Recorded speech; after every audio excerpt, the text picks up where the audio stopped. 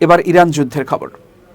ইসরায়েলের প্রধানমন্ত্রী Benjamin Netanyahu Budapest সফরে গেলে তাকে গ্রেপ্তার করা হতে পারে, এমন ইঙ্গিত দিয়েছেন হাঙ্গেরির নবনির্বাচিত প্রধানমন্ত্রী পিটার মাগিয়ার। পাশাপাশি নেতানিয়াহুকে আন্তর্জাতিক অপরাধ আদালতের ব্যবস্থায় পুনরায় যুক্ত করার ইচ্ছার কথা জানিয়েছেন তিনি। সাংবাদিকদের সঙ্গে আলাপকালে পেতের মাগিয়ার বলেন, যদি কোনো দেশ আন্তর্জাতিক অপরাধ আদালতের সদস্য হয় এবং কোনো ব্যক্তি যার বিরুদ্ধে গ্রেপ্তারি পরোয়ানা রয়েছে আমাদের ভূখণ্ডে প্রবেশ করেন, তাহলে তাকে অবশ্যই হেফাজতে নিতে হবে।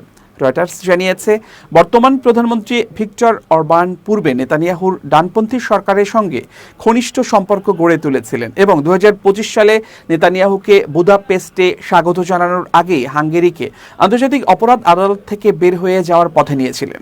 আন্তর্জাতিক অপরাধ আদালত 2024 সালে গাজা যুদ্ধ চলাকালে যুদ্ধাপরাধের অভিযোগে নেতানিয়াহু এবং সাবেক ইসরায়েলি প্রতিরক্ষা মন্ত্রী ইয়েভ গ্যালান্তের বিরুদ্ধে গ্রেপ্তারি পরোয়ানা জারি করে, তবে উভয়ই সব অভিযোগ অস্বীকার করেছেন।